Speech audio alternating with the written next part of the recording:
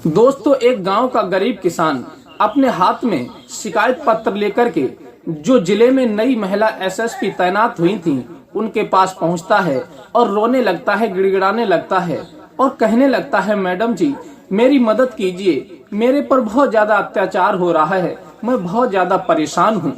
उस किसान की बात सुन करके वो महिला एसएसपी कहती हैं, आखिर चाचा तुम इतने परेशान क्यों हो, क्यों रो रहे हो, आखिर क्या बात है, पूरी बात हमें बताओ। वो किसान जमीन पर बैठ जाता है। तब वो महिला एसएसपी कहती हैं, नहीं चाचा तुम कुर्सी पर बैठो और पूरी बात बताओ, मैं तुम्हारी बेटी के समान हूँ, मैं तुम्हारी मदद जरूर करूंगी। तब वो किसान हाथ जोड़ता हुआ, उसके हाथ कांप रहे थे और रोता हुआ कहता है, बेटी मेरी एक बेटी है, उसके साथ में बहुत ज्यादा गलत हो रहा है, उसका शोषण हो रहा है। जब ये बात वो महिला एसएसपी सुनती हैं तो वो भी परेशान हो जाती हैं कि आखिर इनकी बेटी के साथ क्या शोषण हो रहा है। तब वो पूछती हैं, चाचा पूरी बात बताओ। तब वो किसान रोता हुआ और उन महिला एसएसपी के लिए बताता है कि बेटी मैं तुम्हें बता रहा हूँ, मेरी बात सुन करके आप भी परेशान हो जाओगी। फिर उस किसान ने उन महिला एसएसपी के लिए कौन सी बात बताई, ये पूरी सच्चाई इस वीडियो के माध्यम से जानने का प्रयास करेंगे। नमस्कार, प्रणाम, मैं हूँ रितेश कुमार। दरअसल आज की जो सच्ची घटना मैं आपको सुनाने के लिए जा रहा हूँ, इस घटना को सुन करके यकीन मानिए कि आपका भी दिल भर आएगा, आप भी सोचने पर मजबूर हो जाएंगे कि आखिर समाज में ऐसे ऐसे दरिंदे लोग हैं जो अपने बल के द्वारा किसी बेसहारा लोगों को और किसी निर्दोष लोगों को, गरीब लोगों को दबाते सताते हैं और उनका मिसयूज करते हैं, उनका शोषण करते हैं। ऐसे लोगों के लिए कौन सी सजा होनी चाहिए और ऐसे लोगों के प्रति कौन सा व्यवहार करना चाहिए, तो आइए जान लेते हैं। उस गरीब किसान ने, बुजुर्ग किसान ने उन महिला एसएसपी के लिए कौन सी कहानी सुनाई थी, जिसे सुनकर के महिला एसएसपी भी बहुत ज्यादा भावुक हो गई थी। तो आइए कहानी की तरफ गौर करते हैं। वो बुजुर्ग किसान महिला एसएसपी के दफ्तर में बैठा हुआ था और कह रहा था कि बेटी मेरी समस्या ये है कि मैं इसी मुंबई के पास में एक गांव है, वहां का रहने वाला हूं और मेरे गांव में एक बहुत ही ज्यादा दबंग और जमींदार व्यक्ति है, उसका पूरे गांव पर राज्य चलता है और गांव में किसी भी व्यक्ति को अगर पैसे की जरूरत होती है, चाहे वो अपने बच्चे की शादी करे, चाहे वो कोई वस्तु खरीदे, चाहे उसे वैसे किसी तरह से पैसे की जरूरत पड़ जाए, तो वो व्यक्ति, सभी लोग उसी से पैसे लेते हैं। अब वो व्यक्ति इतना बेईमान है, इतना नियतखोर है कि वो उन पैसों पर ब्याज लगाता है। अगर कोई 10,000 रुपए लेता है तो 6 महीने बाद वो 20,000 रुपए ब्याज जोड़ करके कर देता है। इंसान पूरी जिंदगी कमाई करके उसका भरता भरता रहता है, लेकिन फिर भी उसका पैसा चुका नहीं पाता। और ऐसे ही बेटी मेरे साथ में हुआ था। पहले जब मेरी बेटी थी तो उसके इलाज के लिए मैंने कुछ पैसे उस जमींदार से लिए थे, लेकिन उस जमींदार से मैंने मात्र 20,000 रुपए लिए थे और उसने ना जाने कितना ब्याज जोड़ा उन पैसों पर। और अब वो मेरे पास खबर भिजवा रहा है कि तुम्हारे पर 4 लाख रुपए हैं। अब बेटी ये बताओ, 20,000 रुपए के 4 लाख रुपए कैसे हो सकते हैं? और उन पैसों के लिए ज्यादा दिन नहीं हुए हैं, केवल 1 ही वर्ष हुआ है। अब मेरे पास कोई इतनी साधन व्यवस्था तो नहीं है, ना ही कोई इतना रोजगार है जो मैं उसके पैसे एकदम चुका पाता। मेहनत मजदूरी करने वाला आदमी हूँ, जो कुछ 100, 200, 500 रुपए कमा लेता हूँ, उससे हमारे परिवार का भरता चलता है, उससे ही हमारे परिवार का गुजर बसर चलता है। फिर भला हम उसका पैसा इतनी जल्दी कैसे चुका दें? और वो पैसे पर ब्याज पे ब्याज लगाता चला जाता है। आखिर इस तरह से उसका जब 4 लाख रुपए वो बताता है तो फिर उसने हमारे पास जो 1-2 बीघा जमीन थी वो भी छीन ली। अब वो हमसे कह रहा है या तो पैसा दे दो, नहीं तो हम तुम्हारा घर भी छीन लेंगे। अब बेटी ये बताओ, हम जब घर भी वो ले लेगा तो फिर हम अपनी बेटी को लेकर के, अपने परिवार को लेकर के कहाँ रहेंगे? तब महिला एसएसपी कहती हैं, तो इस बात का तुम लोग विरोध नहीं करते? तुम्हारे गांव में इतने सारे लोग हैं, सभी लोग उसी से तो पैसा लेते होंगे। वो बुजुर्ग चाचा कहते हैं कि हाँ बेटी, सभी लोग उसी से पैसा लेते हैं, फिर भी सभी लोग उसके खिलाफ बोलना नहीं चाहते, क्योंकि अगर कोई भी व्यक्ति उसके खिलाफ बोलता है तो फिर वो उसके प्रति बहुत कड़ा एक्शन लेता है, उसके लिए वो मार लगवाता है और उसे पैसा देना बंद कर देता है। फिर हम जैसे गरीब किसानों का आखिर कौन हो सकता है। वक्त पर पैसा मिल जाता है, लेकिन करे तो करे क्या, वो पैसा तो मिल जाता है लेकिन वो चौगुना करके वसूलता है। फिर उसके पैसों के लिए पूरे गांव वालों की आधी आधी उम्र निकल गई बेटी, और उसका पैसा आज तक चुकता नहीं कर पाए, क्योंकि वो 10,000 रुपए लेते हैं उससे, तो वो 20 बताता है और उस पर फिर ब्याज लगाता है। अब भला हम 4 लाख रुपए कैसे दें, जब हमने उससे कहा कि बाबूजी हमारे पास इतना पैसा नहीं है, और दूसरी बात आपने हमारी जमीन भी अपने कब्जे में कर ली, अब हम कहां से पैदा करेंगे जो आपका पैसा निकाल पाएंगे। इस बात को सुनकर के वो हमें बहुत ज्यादा गाली गलौज देने लगता है, बहुत ज्यादा अंटसट कहने लगता है, और फिर हमारी जब जवान बेटी पर उसकी नजर पड़ती है तो वो कहता है कोई बात नहीं, अगर तुम्हारे पास पैसा नहीं है तो तुम अपनी बेटी को हमारे पास भेज दो, बस इसी से हमारा पैसा चुकता हो जाएगा। ये बात जब बेटी मैंने उसके मुंह से सुनी जिम्मेदार के, तो मेरा कलेजा हिल गया। भला तुम ही बताओ, क्या कोई ऐसा बाप होगा जो अपने जीते जी अपनी बेटी को किसी दूसरे के हवाले कर देगा। यहाँ तक तो बात सीमित होती है कि पिता हंसी खुशी से एक लड़के को तलाश करता है और फिर अपनी बेटी की शादी उसके साथ कर देता है, फिर उसका जीवन अच्छे से कटता है। लेकिन ऐसा कोई नहीं करता कि पैसे के बदले अपनी बेटी को दूसरे के हवाले कर दे, दूसरे का निवाला बना दे। लेकिन जिस दिन से मैंने उसके मुंह से ये बात सुनी है, उस दिन से बेटी मुझे बहुत डर लगा रहता है, कहीं ऐसा ना हो कि उसकी नीयत खराब हो जाए और किसी दिन वो मेरे घर से मेरी बेटी को उठा ले, क्योंकि उसका बोलवाला इतना है कि इतना दबंग है वो कि वो किसी की नहीं सुनता। वो जबरदस्ती घर में घुस जाता है और घर से जो उसे मर्जी आती है वो वस्तु उठा लेता है। ना जाने हमारे गांव में कितनी लड़कियों को उसने ऐसे ही उठा लिया है। अब बेटी तुम ही बताओ, भला मैं अपनी लड़की को उस दरिंदे के हवाले कैसे कर दूं, क्योंकि मेरी आंखों के सामने वो मेरे गांव में मेरे पड़ोसियों के घर में घुस करके उनकी लड़कियों को जबरदस्ती उठा करके ले गया और उनके साथ न जाने क्या क्या शोषण कर रहा है। क्योंकि हमारे जो पड़ोसी हैं उन पे भी उस जमींदार का काफी पैसा है, उसका कोई भी विरोध नहीं कर पाता। जो भी विरोध करता है उसके खिलाफ वो बहुत कड़ा एक्शन लेता है, उनके लिए बहुत ज्यादा जलील करता है, मारता पीटता है और उनके लिए सारी सुविधाएं देना बंद कर देता है, वक्त पर लोगों को पैसा देना बंद कर देता है।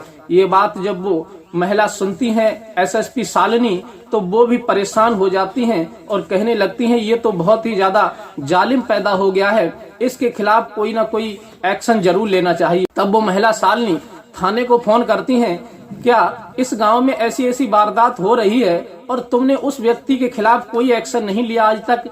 तब वो थाने का एसएचओ इंस्पेक्टर कहता है, मैडम जी हम एक्शन क्या लें, क्योंकि वो इतना दबंग व्यक्ति है, उसकी पॉलिटिक्स में इतनी पावर है कि उसके खिलाफ कोई नहीं पहुंच पाता। हम जब भी कोई कदम उठाते हैं तो वो तुरंत हमारे ऊपर दबाव आ जाता है और फिर हम कुछ नहीं कर पाते, इसलिए वो बहुत बड़ा पावरफुल है।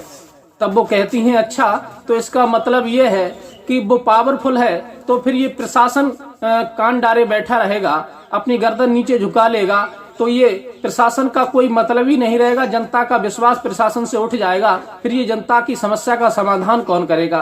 तुम जैसे लोग इस डिपार्टमेंट में रह करके कायरों जैसी बातें कर रहे हो, तुम्हें ये शोभा नहीं देता। मैं तुम्हें इसी समय तत्काल प्रभाव से सस्पेंड करती हूँ। अब महिला जो शालिनी होती हैं एसएसपी, वो एसएचओ को इंस्पेक्टर को सस्पेंड कर देती हैं और वहां पर एक नए इंस्पेक्टर को तैनात करती हैं, क्राइम ब्रांच के इंस्पेक्टर को, और फिर उसे आदेश देती हैं कि तुम मेरा साथ दो।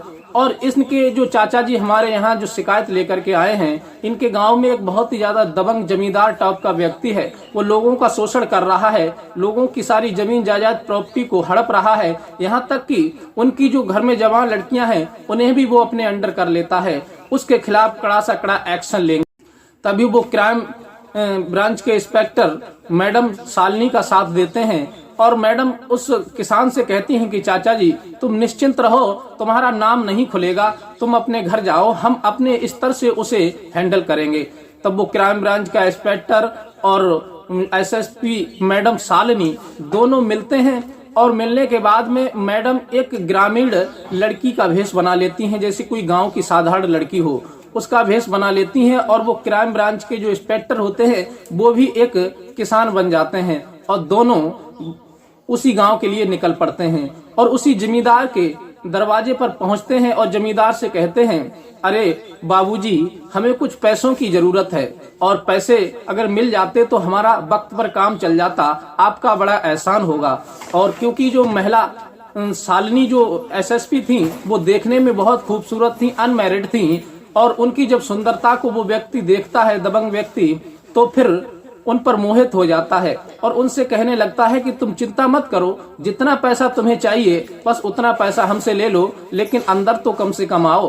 तब वो अंदर घुस के जाती हैं, वो क्राइम ब्रांच के इंस्पेक्टर और मैडम शालिनी जब अंदर घुस के उसकी हवेली में जब जाती हैं घर में, तो देखती हैं कि वहाँ बहुत सारी लड़कियां उसके बेडरूम में बैठी हुई थी। कोई इधर बैठी हुई थी रो रही थी, तो कोई उधर बैठी रो रही थी। तब वो मैडम पूछती हैं, आखिर भाई साहब एक बात बताओ, तुम इन लड़कियों को मतलब कहाँ से लाए हो और ये क्यों रो रही हैं? तब वो कहते हैं कि तुम इस बारे में जानकारी मत लो, तुम नहीं जानती, ये गांव की ही लड़कियां हैं। इनके पिताजी ने बहुत सारा हमसे पैसा ले लिया है, कर्जा ले लिया है और वो चुका नहीं पा रहे हैं, तो हम इन्हीं से वो कर्जा वसूल कर रहे हैं। इनके लिए हम अपने बिस्तर पर एक रात सुलाते हैं और उसके बाद हम इनका पैसा माफ कर देते हैं। ये बात सुनकर के मैडम एकदम से हिचक की रह जाती हैं और सोचने लगती हैं कि वो किसान चाचा बिल्कुल सही कह रहे थे, ये दरिंदा ऐसा ही है। तब वो कहती हैं कि एक बात बताओ, अगर पैसा हम नहीं चुका पाए तो क्या हमको भी ऐसे ही गिरफ्त कर लोगे? तब वो कहता है, नहीं मैडम, आपको गिरफ्त क्या कर लेंगे, पहले तो आप ये बताओ कहाँ से आई हो।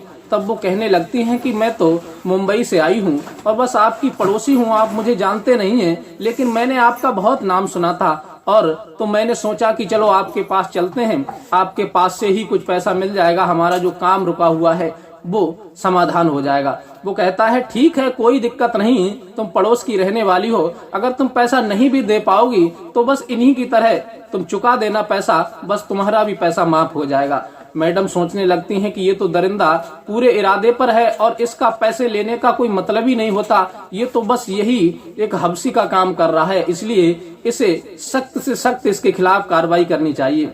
तब वो मैडम कहती हैं, ठीक है, आप मुझे पैसे दीजिए और फिर जब भी व्यवस्था होगी मैं आपके पैसे लौटा दूंगी, और नहीं लौटेंगे तो फिर देखा जाएगा। फिर वो व्यक्ति अंदर पैसे लेने के लिए जाता है। तब वो महिला शालिनी, जो लड़कियां वहां बैठी हुई थी, रो रही थी, कोई दुखिया रही थी, उससे पूछती हैं कि बहन एक बात बताओ, ये दरिंदा तुम्हारे साथ क्या करता है? तब वो रोकर के लड़कियां उन महिला एसएसपी से कहने लगती हैं कि दीदी, ये हैवान हमारे साथ बहुत बुरा बदसलूकी का काम करता है, बहुत शोषण करता है, हमारा रात दिन इसने जीना हराम कर दिया है। हमें तो लगता है कि हम खुदकुशी कर लें या अपनी जान दे दें, लेकिन वो समझाती हैं कि तुम चिंता मत करो, सारी समस्या का समाधान हो जाएगा, आज के बाद ये किसी को परेशान नहीं करेगा। वो पैसे लेने के लिए जब जाता है और जैसे ही पैसे लेकर के बाहर आता है, तब वो एक लड़की से कहता है कि तुम हमारे रूम में चलो, मैं कुछ देर में आता हूँ, वहां पर तुम रेडी रहना। ये बात जब मैडम सुनती हैं तो बहुत ज्यादा क्रोधित हो जाती हैं। वो ऐसे हुक्म दे रहा था जैसे कोई व्यक्ति अपनी पत्नी को आदेश देता है, अपनी पत्नी से कहता है कमरे में चलने के लिए। तभी वो क्राइम ब्रांच के जो इंस्पेक्टर होते हैं उन्हें वो मैडम शालिनी इशारा करती हैं और वो तुरंत उस दुष्ट के हाथ पकड़ लेते हैं इंस्पेक्टर, और मैडम शालिनी उसके मुंह पर 2-3 तमाचे जड़ देती हैं। पैसे तो वहीं फैल जाते हैं और फिर उसके जो कुत्ते जो इधर उधर लगे हुए थे, लफंगे पालतू, जिनके द्वारा वो क्राइम कर रहा था, ज्यादा भ्रष्टाचार फैला रहा था, वो सब दौड़ते हैं। तभी मैडम उन सभी के लिए वहीं पर पछाड़ देती हैं, क्योंकि वो एक जाबाज आईपीएस अधिकारी थी और वो 1-2 के बस में आने वाली नहीं थी। तत्काल ही उन्होंने उन सभी को वहीं पछाड़ दिया और वो क्राइम ब्रांच के इंस्पेक्टर उसे पकड़े हुए थे। और मैडम तुरंत फोन निकाल करके थाने के लिए फोन करती हैं। कई फोर्स वहां पर आ जाते हैं और उसके घर को चारों तरफ से घेर लिया जाता है, और घेरने के बाद वहां से जितनी पहले लड़कियां होती हैं उन सबको निकाला जाता है। कम से कम 10 से 15 लड़कियां उसके घर में मिलती हैं। उन सभी को निकाल करके मैडम कहती हैं कि तुम सब अपने अपने घर जाओ और फिर थाने पहुंचना, इसके खिलाफ सभी एफआईआर कराएंगी आप सभी मिलकर के। जिसके साथ इसने शोषण किया है वो सभी इसके खिलाफ एफआईआर कराएंगी। मैडम तुरंत उसे गिरफ्तार करवाती हैं। उसके जो भी चमचे होते हैं, जो कुत्ते होते हैं पालतू, उन सभी को गिरफ्तार करवाती हैं, उसके घर को सीज करवाती हैं और जितनी भी उसकी जो संपत्ति होती है डीएम साहब को फोन करती हैं और डीएम साहब से कह करके वो उसकी जो अचल संपत्ति होती है उसका ब्यौरा निकालती हैं। वो बहुत बड़ा जमींदार हो गया था, उसने गांव के सारे गरीब किसानों की जायदाद हड़प ली थी। वो मैडम और डीएम साहब मिलकर के उन सभी की जायदाद वापस करवाते हैं। जिस घर पर उसने कब्जा कर लिया था उसका घर वापस दिलवाते हैं, जिसकी जमीन पर उसने कब्जा कर लिया था उसकी जमीन दिलवाते हैं। उन लड़कियों को सबको उनके घर पहुंचवाते हैं और थाने में ले जाकर के उसके खिलाफ एफआईआर दर्ज होती है। फिर वो सभी लोगों से कहती हैं कि अपनी अपनी लड़कियों को लेकर के थाने पहुंचो। अब वो सभी किसान अपनी अपनी लड़कियों को लेकर के थाने पहुंचते हैं और उन सभी लड़कियों को, जितनी लड़कियों को उसने अपने यहाँ कैद करके रखा था, उनके नाम से उसी के खिलाफ एफआईआर दर्ज होती है। शोषण करने का अनेक धाराओं में उसके खिलाफ एफआईआर होती है, मुकदमा दर्ज होता है। उसके खिलाफ कम से कम 70 से 75 मुकदमा दर्ज होते हैं। हर धाराओं में मैडम मुकदमा दर्ज करा के उसे कोर्ट में पेशी करके जेल भेज देती हैं। उसके जो साथी भी होते हैं उन सभी को जेल भेज देती हैं। और उसकी जो बिल्डिंग होती है अवैध रूप से बनी हुई थी, गांव के गरीब किसानों की जमीन पर बनी हुई थी, उसके नाम पर तो थोड़ी बहुत थी, ज्यादा नहीं थी। वो मैडम और डीएम साहब मिलकर के उसके मकान को बिल्डोजर से गिरवा देते हैं और वो जगह जो होती है वो गरीब की जिसके नाम की होती है उसी को दिलवा देते हैं। और गांव में कहते हैं कि आज के बाद किसी से डरने की जरूरत नहीं है, सभी को अपनी अपनी खेती मिल गई है, उस खेती में काम करो और पैदा करो और किसी से कर्जा लेने की जरूरत नहीं है, अच्छे से ईमानदारी से मेहनत करो। तो सभी लोग मैडम की बड़ी तारीफ करते हैं और बड़ी शाबाशी देते हैं, वाह होने लगती है उनकी। इस प्रकार से वो मैडम उस गांव वालों के लिए उस दरिंदे के चुंगल से छुड़ाती हैं। तो साथियों, ये कहानी आपको कैसी लगी अपनी राय हमें कमेंट में दें। ये कहानी सुना करके हमारा उद्देश्य किसी का दिल दुखाना नहीं है, किसी को परेशान करना नहीं है। हमारा उद्देश्य केवल ये है कि ऐसे ऐसे जो दबंग होते हैं वो अपनी ताकत से लोगों को बेवजह सताते हैं और उनका मिसयूज करते हैं और अपने अभिमान में घमंड होकर के वो किसी को नहीं समझते, दूसरे को, सामने वाले को तुच्छ समझते हैं। ऐसे लोगों के प्रति ऐसा कड़ा एक्शन होना चाहिए। और मैडम शालिनी ने, एसएसपी ने एक ग्रामीण लड़की बनकर के उसका पर्दाफाश किया और उसका पर्दाफाश किया और उसे गिरफ्तार करके जेल पहुंचा दिया। आप क्या कहना चाहेंगे मैडम के बारे में? आप जो भी कहना चाहते हैं अपनी राय हमें कमेंट में दे सकते हैं और मिलते हैं इसी प्रकार की कोई नेक्स्ट कहानी के साथ। तब तक के लिए दीजिए इजाजत। नमस्कार।